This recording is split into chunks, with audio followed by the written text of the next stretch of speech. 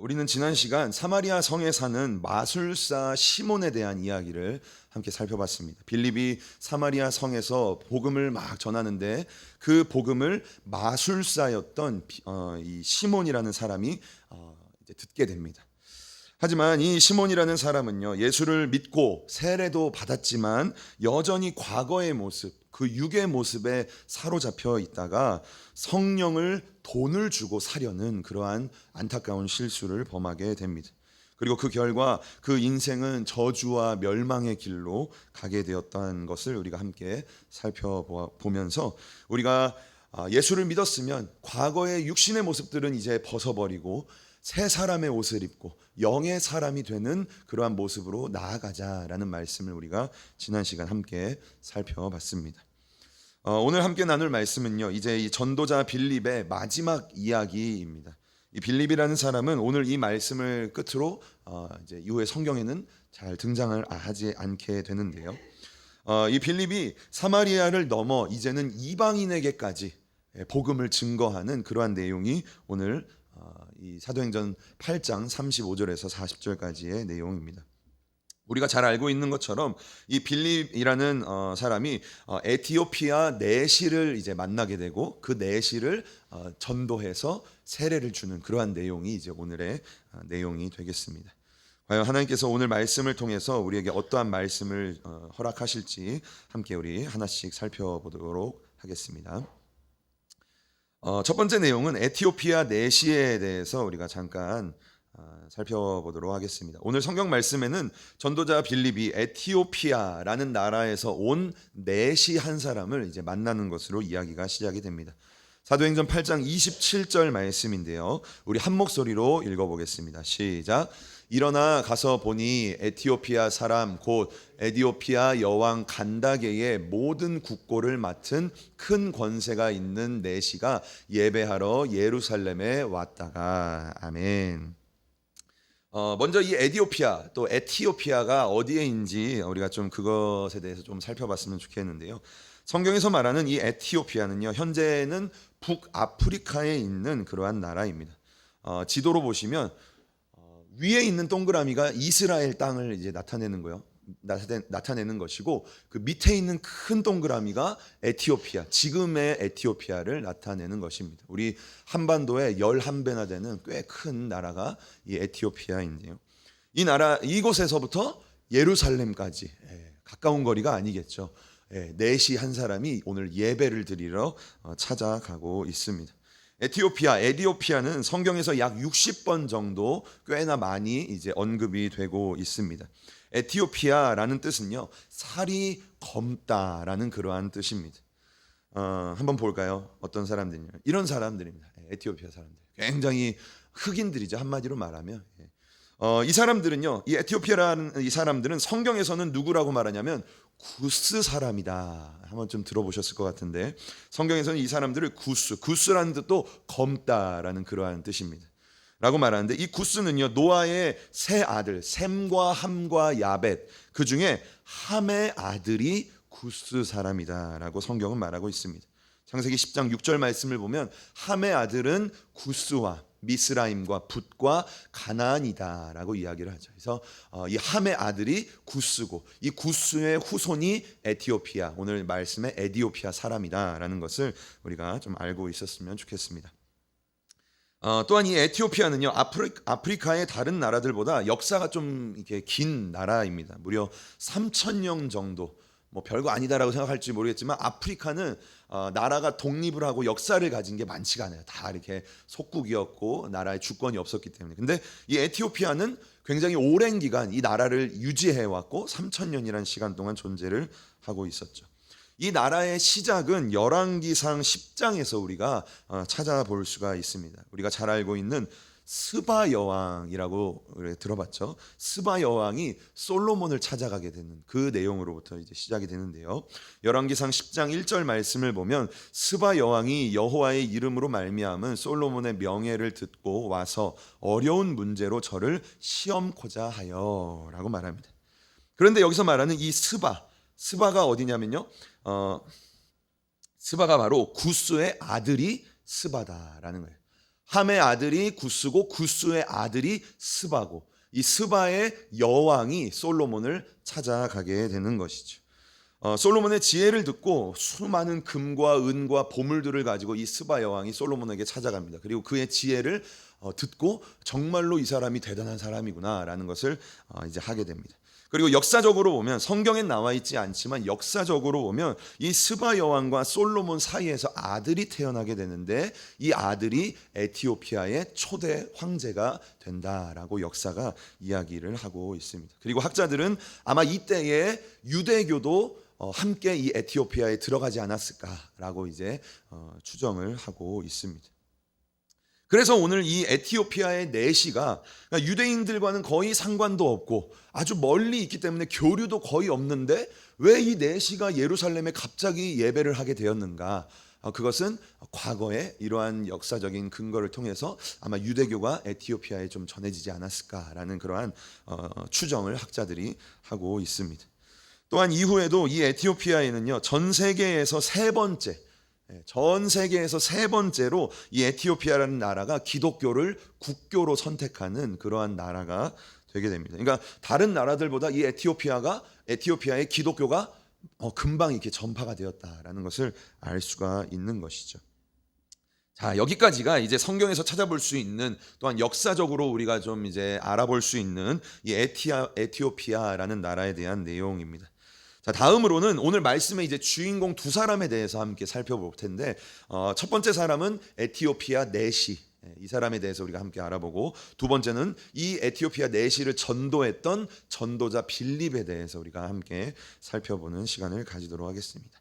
자, 두 번째 내용은요 흔연한 에티오피아 내시라는 내용으로 함께 보겠습니다. 우리가 잘 알고 있듯이 에티오피아에서 내시 한 사람이 예루살렘에 아주 그 먼 길을 올라와서 예배를 드리게 됩니다.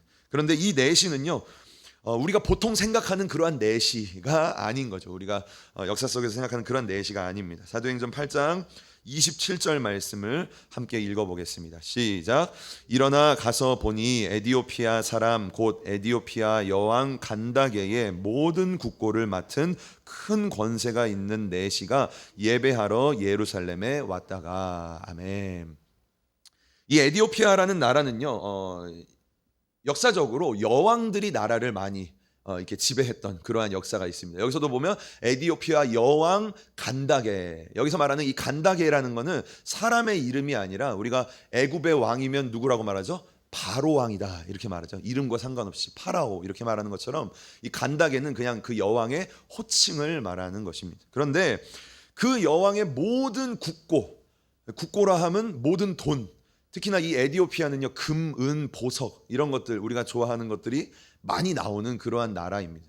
돈이 많은 나라죠. 그런데 그 모든 돈을 주관하고 관리하는 사람이 누구냐면 오늘 이 에티오피아 내시다. 성경에도 이 사람이 큰 권세가 있다라고 이야기를 하고 있습니다. 그런데 이 사람이 그러니까 우리나라로 따지면 아마 재무부 장관 아니면 그거보다 더 큰 권세를 가지고 있을지도 모르겠는데 오늘 이 사람이 예루살렘에 지금 예배를 드리러 온 것이죠.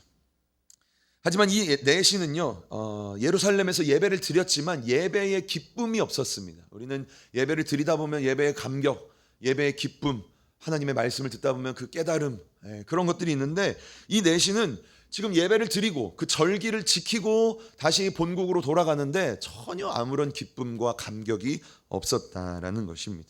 그 이유는 무엇일까요? 그 이유는 이 내시가 사회적 지위, 그러니까 사회적으로는 겉모습으로는 굉장한 권세와 재물과 엄청난 누릴 것들을 많이 가지고 있었지만 그러한 인류의 사람이었지만 예루살렘 성전 앞에서 이 사람은요 삼류의 사람이었다라는 거예요.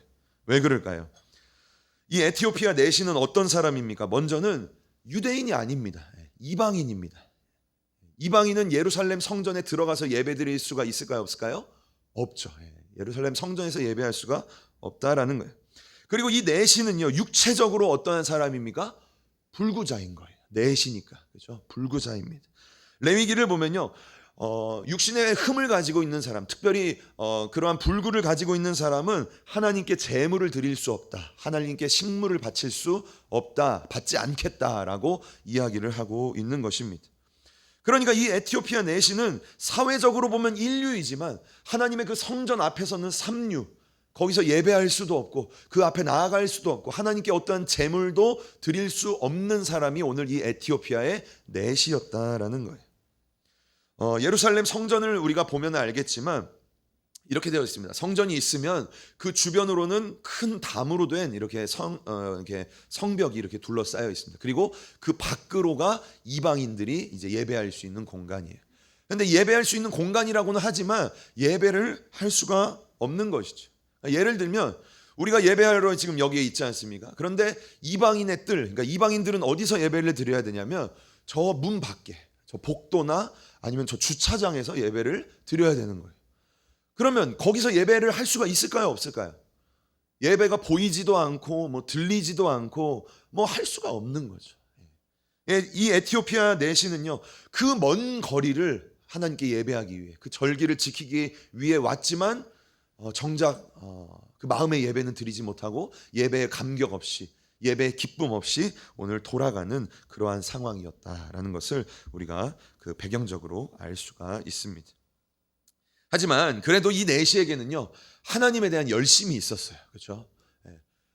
내시가 다 알고 있었을 거예요. 내가 가봤자 뭐 예배 드릴 수도 없고 제물을 바칠 수도 없다라는 걸 알았을 거예요. 하지만 그럼에도 불구하고 이 내시는요 하나님의 그 절기를 지키기 위해 하나님께 예배하기 위해 그 먼 거리를 올라갔다라는 것을 우리가 그 중심을 엿볼 수가 있는 것이죠. 그리고 우리가 말씀을 이제 보지 않아도 우리 성도님들이 알겠지만 이 내시가 그 먼 거리를 오가면서 그 마차에 그 병거에 앉아서 뭘 했습니까? 졸았을까요? 아니면 그 뭐 나라의 그 재정 뭐 살펴보고 있었을까요? 아니죠. 우리가 말씀을 보면 알 수 있듯이 오늘 말씀을 보면 이사야의 말씀을 보고 있었다라는 것을 알 수가 있어요. 그러니까 이 내시는요 하나님의 말씀에 대한 관심이 있는 사람인 거예요. 하나님의 말씀에 대한 그 깨달음을 좀 가지고 싶은 그러한 사람인 것이죠. 그래서 오가는 길에 그 이사야의 말씀을 보면서 이게 내가 지금 읽고 있어도 이게 뭔 말인지 모르고, 우리가 가끔씩 성경 보다 보면 그럴 때 있지 않습니까? 내가 지금 성경을 봤는데 이게 뭘 말하는지 잘 모를 때가 있지 않습니까? 그런데 이 내시도 그런 거예요. 이사야의 말씀을 보고 있는데 도대체 이 이사야가 예언하는 이 사람이 과연 누구인가라는 질문이 있었던 것이죠. 그만큼 이 에티오피아 내시는요 하나님에 대한 열심, 그 유대교에 대한 열심이 있는 사람이었다라는 것을 알 수가 있습니다. 하나님은요 그런 열심이 있는 사람을 가만두지 않으셨죠. 그렇죠? 하나님은 이방인이고 또한 육신의 불구를 가지고 있는 그 내시에게도요 관심이 있으셨다라는 거예요. 그 새까만 그 흑인, 성경을 보면요 그 구스 사람들은 죄를 지었기 때문에 그렇게 검해진 것이다라고 이야기를 하는 부분도 있어요. 그런데 하나님은요 그 사람에게도 관심을 보이셨다. 하나님의 사랑을 보이셨고 그 사람도 하나님의 자녀로 삼기를 원하셨다라는 것을 오늘 성경을 통해 우리에게 말씀을 하고 있습니다. 그래서 오늘 빌립을 그 내시에게 보내시는 일을 보게 된 것이죠. 자, 하나님은 이제 그 빌립을 그 내시에게 보내십니다. 그리고 빌립과 그 내시가 이제 만나게 되고, 아까 말씀드린 것처럼 이 빌립이 이사야의 이 말씀을 해석을 해줘요. 이 이사야가 말하는 이 사람이 누구인지, 예수 그리스도다라는 것을 설명하면서 예수 그리스도의 복음을 또 이제 설명을 하게 됩니다. 그리고 그 내시는 예수 그리스도를 믿게 되고, 두 사람은 세례를 물에서 받게 되는 것이죠. 이방인으로서 처음으로 세례를 받는 사람이 바로 이 에티오피아 내시다라는 것이에요. 사도행전 8장 39절을 보면 이렇게 말씀을 하고 있습니다. 우리 함께 39절 말씀 함께 읽겠습니다. 시작. 둘이 물에서 올라갈새 주의 영이 빌립을 이끌어 간지라 내시는 흔연히 길을 가므로 그를 다시 보지 못하니라. 아멘. 성경은요 세례를 받고 나서 내시가 이제 세례를 받고 물에서 딱 올라왔는데 그 내시의 마음 상태가 어땠는지를 우리에게 말을 하고 있어요. 그 내시는 그 마음이 어떻습니까? 흔연했다라고 이야기하고 있어요. 흔연히 길을 갔다라고 이야기하고 있는 거죠. 여기서 말하는 이 흔연하다라는 뜻이 무슨 말일까요? 굉장히 좀 어려운, 우리가 잘 사용하지 않는 그러한 말인데요. 헬라어로 이 흔연하다라는 것은 카이로라는 그러한 의미가 있습니다. 이 카이로라는 것은 기뻐하다, 즐거워하다라는 의미가 있는 거죠. 그러니까 이 내시가 세례를 받고 올라왔어요. 이제 예수를 믿고 세례를 받았어요. 그 마음이 어땠습니까? 기쁨으로 가득했다라는 것을 성경이 말하고 있는 거죠. 개역 개정에서는 그 내시가 기쁘게 길을 갔다라고 말하고, 쉬운 성경은 그 내시가 기쁨에 가득 차서 길을 계속 갔다. 공동 번역에서는 기쁨에 넘쳐서 자기의 갈 길을 갔다라고 이야기를 하고 있습니다. 하나님의 말씀을 깨닫고 예수님을 믿고 세례를 받은 내시는요, 그 마음 가운데 알 수 없는 기쁨이 생기는 그러한 일을 경험하게 되었다라는 것이, 그 기쁨이 마음에 차고 그 기쁨이 마음에 넘치는 것을 경험하게 되었다라는 것이죠. 예루살렘 성전에 가서 예배할 때는 아무런 기쁨이 없었어요. 너무나 메말라 있는 심정이었어요. 내가 지금 예배를 드렸는지 안 드렸는지, 예배를 드린 후와 전이 똑같았다라는 거예요. 그런데 오늘 그 복음을 받아들이고 예수 그리스도를 믿고 하나님의 자녀가 되고 나니까 그 마음 가운데, 그 심령 가운데 무엇이 생기게 됐습니까? 기쁨이 넘치게 되었다라고 성경이 우리에게 말을 하고 있는 것이죠. 저는 오늘 이 에티오피아 내시의 모습을 보며 우리가 이 흔연하다라는 말을 좀 기억했으면 좋겠다라는 것입니다. 흔연하다라는 것은 기쁨이 차고 넘치는 상태를 말하는 것이죠. 이것은 우리 그리스도인들의 모습이어야 한다라는 것이, 사도행전을 보면 교회가 시작되고 예수를 믿은 성도들에게 나타나는 특징 중에 하나가 무엇이냐면 그들의 마음 가운데 기쁨이 넘쳐났다라는 거예요. 예수를 믿으면 기쁨이 넘쳐야 된다라는 거예요. 예수를 믿으면 내 마음 가운데 기쁨이 가득하다라는 것이죠. 사도행전 2장 46절 말씀인데요, 우리 한 목소리로 읽어보겠습니다. 시작. 날마다 마음을 같이하여 성전에 모이기를 힘쓰고 집에서 떡을 떼며 기쁨과 순전한 마음으로 음식을 먹고. 아멘. 초대교회 성도들은요, 날마다 기쁨과 순전한 마음으로 모임을 가졌다라고 성경이 말하고 있는 거예요. 초대교회 성도들은요, 모일 때마다 그들 가운데 기쁨이 넘쳐났다라는 것을 성경이 말하고 있죠. 그리고 우리가 지난 시간 살펴봤던 사도행전 8장 8절 보면요, 빌립이 사마리아 성에 예수 그리스도의 복음을 전한 거예요. 사마리아 지역에 예수 그리스도의 복음이 전하게 되자 그 성에 뭐가 있게 되었습니까? 기쁨이 넘치게 되었다라고 말하고 있는 거예요. 주님의 복음이 증거가 되는 곳에는요, 그리스도의 기쁨이 가득하게 된다라는 것을 성경이 말하고 있죠. 또한 사도행전 13장 52절 말씀을 보면 제자들이 복음을 전하다가 유대인들의 반대, 유대인들의 핍박과 박해에 부딪히게 됩니다. 그런데 제자들의 마음이 어떻게 됩니까? 전도를 했는데 전도가 안 됐어요. 그럼 낙심할 수 있잖아요. 내가 전도를 했는데 오히려 욕이 나한테 날라와요. 그러면 절망할 수 있잖아요. 그런데 제자들의 마음은 어땠습니까? 예수 그리스도가 그 안에 있는 심령은요, 기쁨과 성령이 오히려 충만했다라고 성경이 우리에게 이야기를 하는 것이죠. 복음이 우리 안에 있게 된다면, 주님이 우리의 마음 안에 있게 된다면요, 우리에게는요 반드시 기쁨이 함께 하게 된다라는 거예요. 우리 모두가 경험해 보지 않았습니까? 내가 예수를 믿고 내가 세례를 받고 내가 성령으로 충만할 때에 나의 안에 넘쳐나는 그 기쁨, 샘솟듯 일어나는 그 기쁨, 그것이 바로 우리 그리스도인들이 가질 수 있는 기쁨이다라는 것을 성경이 말하고 있는 것이죠. 요한복음 15장 11절 말씀을 보면요, 우리 주님은 우리에게 그러한 기쁨을 주시기를 원하신다라는 것이에요. 우리 함께 15장 11절 함께 읽어보겠습니다. 시작. 내가 이것을 너희에게 이름은 내 기쁨이 너희 안에 있어 너희 기쁨을 충만하게 하려 함이니라. 아멘. 주님이 내 안에, 내가 주님 안에 있게 된다면 어떠한 일이 벌어집니까? 주님의 기쁨이 내 안에 오게 된다라는 거예요. 그리고 어떻게 됩니까? 내 마음은 주님의 기쁨이 내 안에 와서 나의 기쁨이 충만하게 된다라고 성경이 우리에게 이야기를 하게 되는 것이죠. 주님이 우리 안에 내주하신다면, 성령님이 우리 성도님들 안에 계시다면 우리에게 어떠한 모습이 나타나야 됩니까? 기쁨이 나타나야 된다라는 거예요. 상황과 환경과 상관없이 하나님께서 주시는, 주님께서 우리에게 주시는 그 기쁨이 내 안에 넘쳐나야 된다. 그것이 그리스도인의 모습이다라는 것을 이야기를 하고 있는 것이죠. 또한 그 주님이 우리에게 주신 그 기쁨은요, 그 누구도 뺏을 수 없는 기쁨이다라고 성경이 이야기합니다. 요한복음 16장 22절 말씀도 함께 읽어보겠습니다. 시작. 지금은 너희가 근심하나 내가 다시 너희를 보리니 너희 마음이 기쁠 것이요 너희 기쁨을 빼앗을 자가 없느니라. 아멘. 주님께서 이렇게 말씀하시는 거예요. 주님의 기쁨이 내 안에 와서 나의 기쁨이 충만하게 되면 그 기쁨은 누군가가 가져갈 수 있다 없다? 빼앗을 수 있다 없다? 빼앗을 수 없다라고 주님이 말씀하시는 거예요. 우리 안에 주님이 주신 그 기쁨은요, 환경과 상황과 문제와 어려움이 뺏을 수 있을까요? 없을까요? 뺏을 수 없다라는 거예요. 누군가 어떠한 사람이나 어떠한 사탄과 귀신 마귀가 우리 안에 그 기쁨을 빼앗을 수 있을까요? 없을까요? 빼앗을 수 없다라는 거예요. 그것을 주님이 우리에게 말씀하고 계시다라는 것을 우리가 기억해야 된다라는 것이죠. 오늘 이 에티오피아 내시가 예루살렘 성전에서 형식적인 예배를 드릴 때에는요, 그 안에 기쁨이 없었습니다.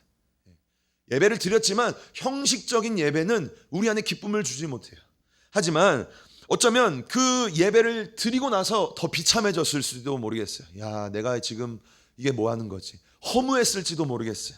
자신의 비참함을 더 바라봤을지도 모르겠어요. 하지만 그 에티오피아 내시가 하나님의 말씀을 깨닫게 되자, 예수 그리스도의 복음을 받아들이고 주님이 그 내시 안에 내주하게 되시자 그 안에는 기쁨이 넘쳐나게 되었다라는 것을 성경이 우리에게 보여주고 있는 것이죠.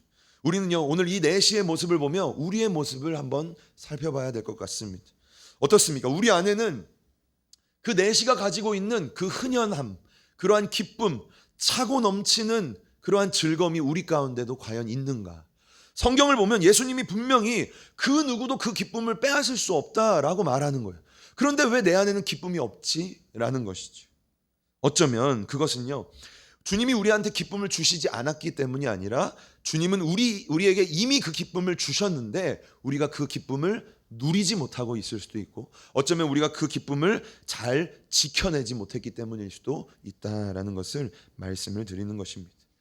오늘 우리가 이 에티오피아 내시를 바라보면서 나에게도 이러한 기쁨이 회복됐으면 좋겠다라는 그러한 생각을 해요. 저와 우리 성도님들 안에 기쁨이 혹시나 없다면, 인생을 살아도 신앙생활을 해도 예배를 드리고 나도 뭔가 복음을 증거하고 나도 주의 사역을 감당하고 난 다음에도 전혀 기쁨이 없고 메말라 있는 심정이라면 내가 왜 이렇게 되었을까?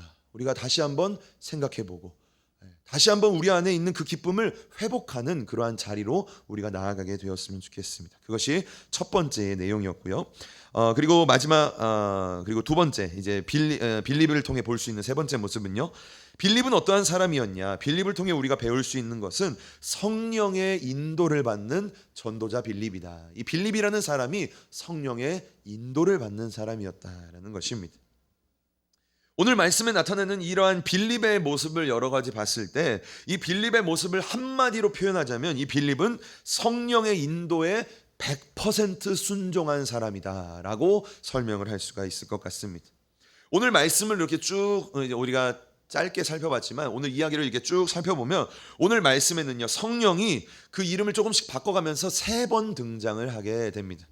먼저 한번 그 내용을 살펴볼 텐데요. 먼저는 사도행전 8장 26절 말씀 함께 읽어보겠습니다. 시작. 주의 사자가 빌립더러 일러 가로되 일어나서 남으로 향하여 예루살렘에서 가사로 내려가는 길까지 가라 하니 그 길은 광야라. 아멘. 사마리아에서 열심히 전도를 한 빌립은요, 갑자기 그 빌립에게 주의 사자, 성령님인 거죠. 주의 사자가 나타나게 됩니다. 그리고 빌립에게 무엇을 명령하시냐면 그 사마리아를 떠나서 맨 마지막을 보면 어디로 가라? 광야로 가라 라고 이야기를 하고 있는 것이. 어떻습니까? 우리 성도님들, 만약에 하나님이 우리 성도님들에게 이렇게 명령을 하신다면 이 명령에 순종할 수 있겠습니까? 아브라함처럼 혹시나 너의 본토, 친척, 아비집을 떠나라 이렇게 명령하시면 순종할 수 있을까요? 이 빌립의 상황을 한번 볼까요? 이 빌립은요, 지금 사마리아 지역에서 엄청난 복음의 열매를 거뒀어요. 그렇죠? 우리가 이전에도 살펴봤지만 복음을 전하는 곳마다 큰 기쁨이 넘치고 예수 믿는 사람이 넘치고 세례를 받고 성령의 기름을 받고 이러한 일들이 일어난 거예요. 큰 사역의 열매를 빌립이 거두었다라는 것이죠. 그 지역에 있는 사마리아 지역에 있는 모든 사람들이 다 빌립 때문에 전도를 받았다라는 거예요. 빌립이 만약에 그 지역에 계속 머물러 있다면 아마 제가 그냥 생각해 보기로는 아마 이 빌립은 사마리아 교회의 첫 번째 담임 목사님이 돼서 아주 이렇게 편안하게 복음을 증거하면서 인생을 마치지 않았을까라고 생각할 수 있는 것이죠. 예를 들면 제가 개척을 해서 열심히 개척을 해서 막 교회가 막 부흥이 되는 거예요. 성도들이 막 밀려오는 거예요. 막 엄청난 사역의 열매를 거두는 거예요. 그런데 하나님이 꿈에 저한테 그 교회를 떠나라. 아무것도 없는 광야로 가라. 이렇게 말씀하시는 거죠. 우리 성도님들은 아멘 할 수 있을까요? 역시. 네. 아멘이죠. 네, 그런 거예요. 이거 쉽지 않죠. 그렇죠? 내가 이룬 것이다라고 혹시나 이렇게 생각할 수도 있잖아요. 그 얼마나 힘들게 바닥부터 쌓아 올렸는데 다 버리고 또 바닥으로 가라. 광야로 가라. 광야는 뭡니까? 아무것도 없어요. 아무도 없어요. 날 도와줄 사람도 없어요. 내 지인도 없어요. 거기로 다시 가라라고 말하는 거예요. 그런데 오늘 빌립은 어떻게 합니까? 그 말씀에 즉각 순종했다라는 거예요. 광야로 가라라고 말씀하시니 그 사마리아를 떠나서 광야로 갔다라고 이야기를 하고 있는 거죠. 그게 첫 번째 모습이고요. 두 번째, 성령이 또 나타나서 성령님께서 우리 빌립에게 또 이야기를 합니다. 29절 말씀인데 함께 읽어보도록 하겠습니다. 시작. 성령이 빌립더러 이르시되 이 병거로 가까이 나아가라 하시거늘. 아멘. 성령께서 이번에는 이제 성령이 성령으로 나와죠. 아까는 주의 사자 이렇게 말했는데 이번에는 성령이 또 말씀하셔요. 빌립에게. 빌립이 이제 그 광야를 막 가고 있는데 한 병거가 이렇게 지나가는 거죠. 그 병거에 누가 타고 있었습니까? 에티오피아 내시가 타고 있었어요. 성령께서 그 빌립의 마음에 딱 또 감동을 주시는 거예요. 저 병거로 달려가라. 빨리 나아가라 라고 이야기를 하고 있는 것이죠. 어땠을까요? 빌립은 이번에도요 단번에 순종했다라는 것이에요. 빌립은요 하나님이 지금 왜 가라고 하는 건지 하나님의 무슨 뜻이 있는 건지 다 이해하지 못해도 빌립은 그저 하나님의 말씀에 순종함으로 나아갔다라는 거예요. 우리는 때때로 그럴 때가 있지 않습니까? 하나님이 나한테 어떠한 감동을 탁 주셔요. 그런데 좀 인간적인 마음에 이거 맞나? 그런 거예요. 그죠? 하나님이 예를 들면 갑자기 헌금을 빡 하래요. 내 살 돈도 없는데 하나님이 좀 나한테 어려운 그 물질을 주래요. 그러면은 우리 성도님들은 아멘 하시죠? 예, 아멘 하실 거예요. 그런데 저 같은 경우에는 이제 이게 마귀의 음성일 수도 있으니까 하나님의 음성인지 마귀의 음성인지 분별을 하는 시간이 필요한 거예요. 하나님 그럼 제가 한 일주일 정도 작정하면서 기도하겠습니다. 이렇게 하는 거죠. 하나님의 말씀에 즉각 순종하지 못하는 거예요. 빌립이 만약에 그랬다면 어떻게 됐을까요? 하나님이 빌립의 마음 가운데 저 병거로 나아가라 라고 말씀하셨어요. 근데 빌립이 저 같아서 하나님 저 병거로 갑자기 왜 나아가죠? 저거 병거는 좀 위험한 그런 거 아닌가요? 이렇게 고민하고 하나님께 또 기도하고 물어보면 어떻게 됩니까? 타이밍을 놓치는 거예요. 병거는 그냥 버스는 지나가 버리는 거죠. 그런데 오늘 빌립은 어때요? 즉각 하나님께 순종했다. 그 마음을 탁 주시니까 바로 그 병거로 달려가게 되는 그러한 역사를 우리에게 보여주는 거죠. 이 빌립이라는 사람은 하나님의 말씀에 100% 그리고 즉각 순종하는 사람이었다라는 것입니다. 자, 그리고 마지막 이제 성령님이 마지막 39절에 또 등장을 하시는데요.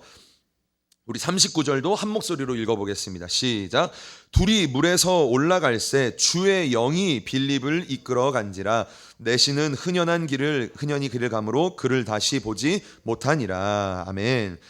8장 39절에도 이제 주의 영, 여기서는 이제 아까는 주의 사자, 두 번째는 성령, 세 번째는 주의 영이 빌립을요 이끌어갔다. 그러니까 한마디로 세례를 주려면 그 당시엔 이제 침례를 줬기 때문에 물 속에 같이 이렇게 들어가는 거예요. 내시와 이 빌립이 들어갔어요.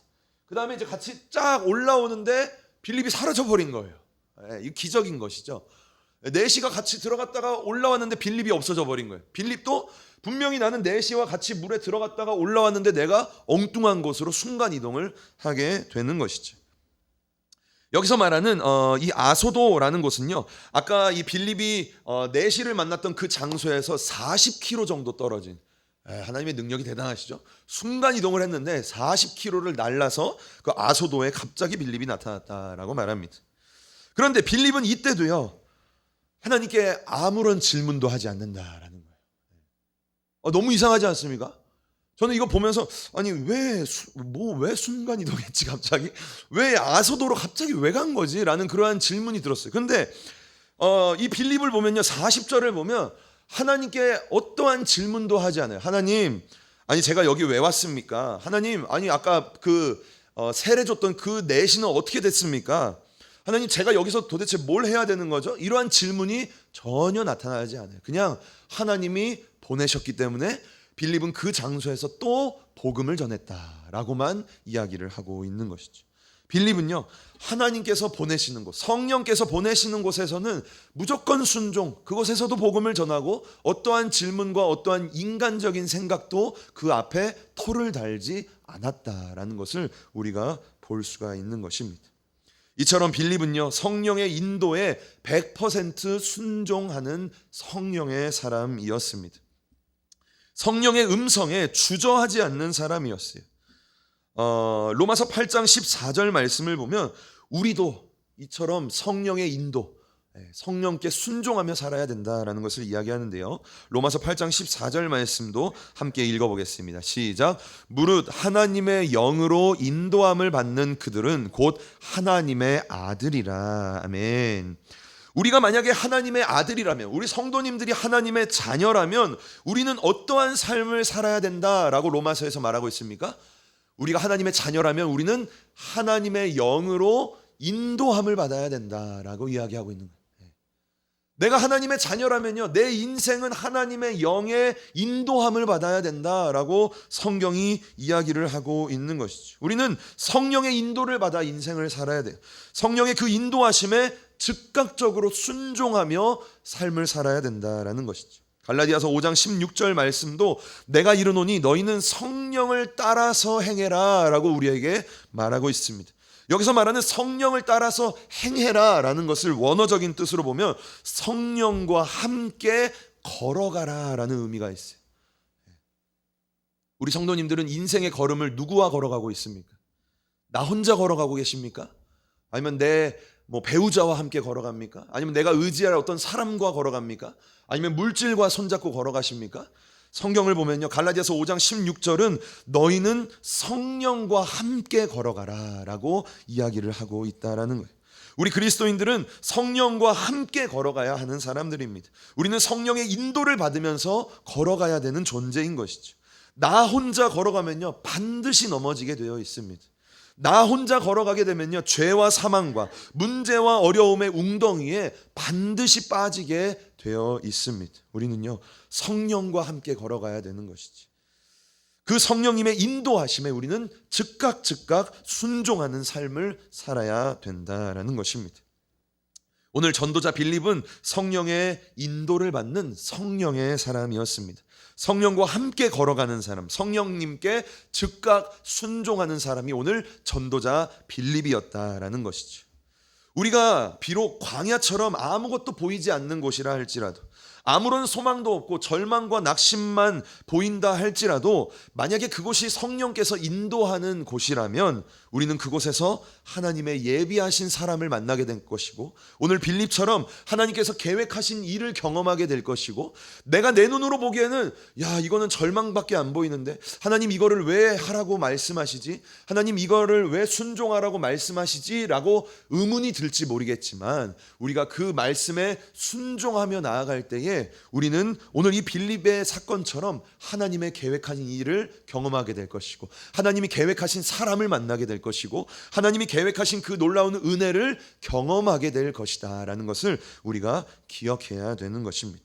저와 오늘 우리 모두가 이 빌립처럼 우리가 과연 내 삶에 성령의 인도하심을 과연 받고 있는가, 성령과 함께 내가 지금 걸어가고 있는가, 아니면 나 혼자 내 생각과 내 계획과 내 판단대로 걸어가고 있는가, 우리가 함께 생각해 보았으면 좋겠다라는 것이죠. 오늘 말씀을 정리하면서 오늘은 내시, 이 에티오피아 내시와 이 전도자 빌립에 대해서 우리가 함께 살펴봤습니다.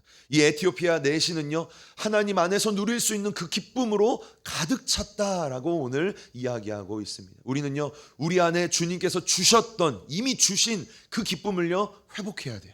그렇죠? 우리의 삶 가운데 회복해야 되고, 우리의 가정 가운데, 우리의 사역과 우리의 교회 가운데, 우리의 신앙과 우리의 예배 가운데 그 기쁨을 회복해야 된다라는 것입니다. 오늘 우리가 기도할 때 하나님, 나에게 주신, 이미 주신 그 기쁨을 내가 누릴 수 있게 하시고 그 기쁨을 회복하게 하옵소서라고 기도했으면 좋겠고요.